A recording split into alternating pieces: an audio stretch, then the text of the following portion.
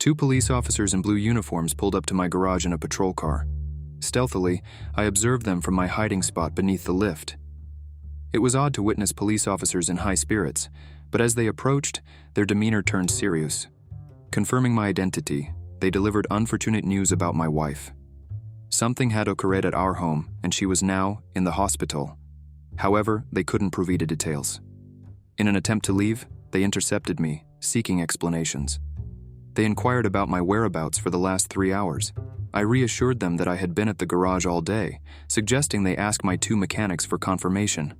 I reluctantly admitted that I had briefly left around 11 a.m. to grab coffee for all of us.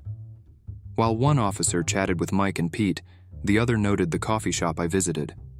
When asked if they could see my car, I agreed without hesitation. Leading him to my truck parked outside, he thoroughly inspected it before granting me permission to go to the hospital. Upon arriving at the hospital, the same two officers intercepted me again for more answers. We headed to the hospital cafeteria for much-needed coffee. They probed into my relationship with my wife. I explained that we had met and married relatively late, around 8 years ago. Kate had successfully worked as an attorney but quit her job a month ago to take a break before pregnancy.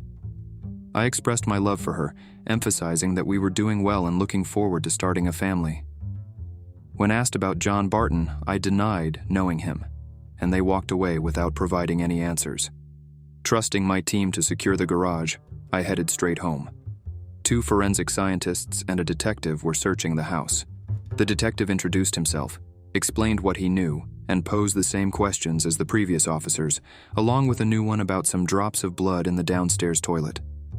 I claimed ignorance and sought assurance that they were actively investigating other possibilities. The detective reassured me, mentioning his colleague talking to Mrs. Barton. Curious about John Barton, I asked, but the detective deemed it inappropriate to comment. They left me in a state of confusion. Entering the master bedroom, I witnessed a scene that would have truly shocked me if I were watching it for the first time. Earlier that day, around 10 a.m. at work, thoughts about intimacy had crossed my mind. It wasn't unusual. They say guys think about closeness, an average of 67 times per waking hour. Since Kate left her job, our intimate moments, which used to be 2 to 3 times a week, had dwindled to almost zero. She seemed preoccupied, bored, and tired. I attributed it to her fear of impending changes with the arrival of children. Reflecting on our early years of marriage, where our intimacy was spontaneous and frequent, I snapped back to reality. I decided to act, to restore spontaneity and connection with Kate. After informing Mick and Pete about my temporary absence, I returned home with the intention of spending quality time with her. However, my plans were shattered when I saw an unfamiliar car in the driveway. Despite the unexpected visitor, I decided to enter the house, hoping to salvage my plans without raising suspicion. Opening the front door, my world crumbled as I heard unmistakable sounds of joyous affinity echoing down the stairs. Suppressing the urge to react violently, I turned away. It was, undoubtedly, the most challenging moment of my life. Devastated, I collapsed outside the bedroom door. Dimly aware of their betrayal, I couldn't determine how long I stayed there. When the sound ceased, replaced only by conversations, I realized I needed to think. Trying to avoid emotional distractions, I devised a plan. My military skills from 2 years ago provided the perfect shock weapon, a stun grenade designed for hostage rescue. Fueled by newfound hatred, I quickly implemented the plan, hoping to avoid a trial. Upstairs, I discreetly placed the device, its flash and sound meant to stun for seconds, with a looped rope around the light fixture. Pulling out the pin, I exited the room, covering my ears. The subsequent explosion was intense, and following the plan, I re-entered the room prepared for action. To my surprise, the scene was not as expected. Mr. Anonymous lay on the bed, displaying clear damage below the waist, while Kate lay on the floor, seemingly confused. Retreating to the hall, I pondered my next steps. 2 horrifying screams emanated from the bedroom, signaling trouble. My plan had failed, and peeking into the chaotic scene, I realized the guy was in pain, and Kate was absent, presumably in the bathroom. Desperate to erase any evidence, I located the detonator and added it to the rope. I disposed of anything else that might incriminate me.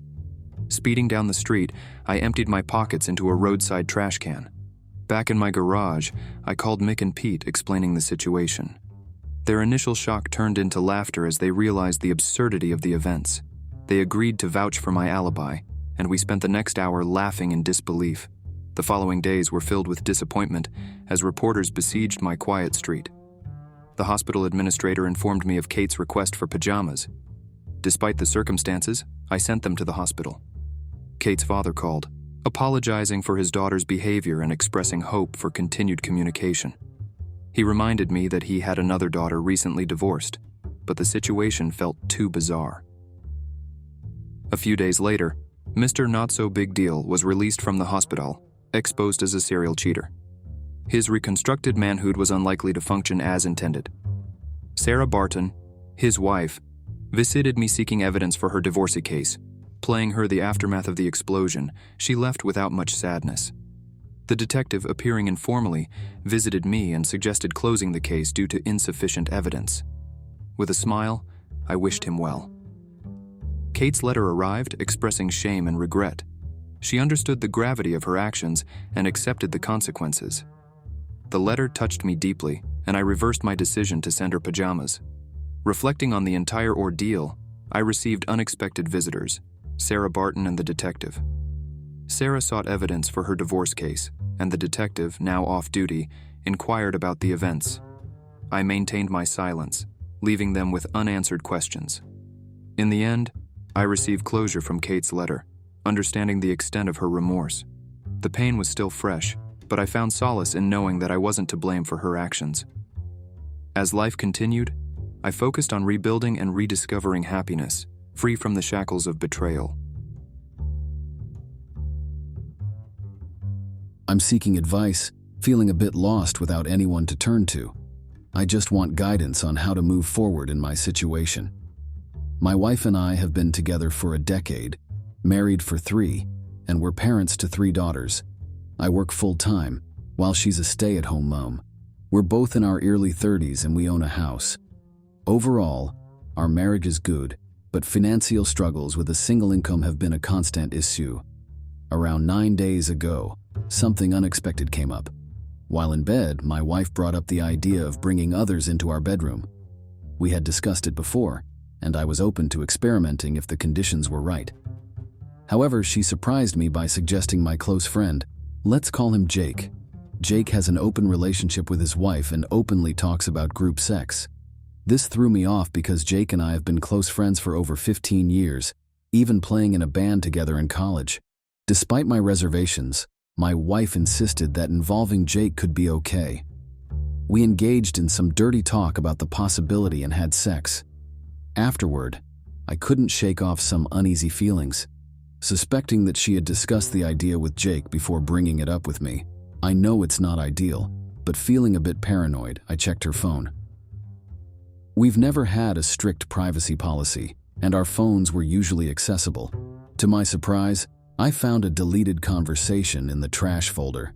It contained about 60 messages between my wife and Jake, starting from the 8th. They discussed Jake's relationship with his wife, admitting to having thought about sleeping with each other. The conversation escalated into explicit discussions about meeting up and having sex, with plans for her to visit him the next day while I was at work and the kids were at school. Confronting my wife, she admitted to everything. While at Jake's house, they talked, kissed, undressed, and engaged in sexual activities, but it stopped when she began crying. She expressed remorse, claiming it was a mistake and that she planned to tell me everything the next day. Devastated, I left and stayed with a friend for a few days. Her mother came to support her and the kids. Upon my return, my wife explained that her actions were driven by a sudden spike in libido after a prolonged period of low libido due to medication and the challenges of raising kids at home. She mentioned a strong curiosity about involving other partners, which led to seeking attention from someone else. Despite the betrayal, I still love my wife and want to salvage our family. We've decided to pursue therapy. I'm reaching out to anyone who has faced a similar situation for advice on forgiveness and rebuilding trust.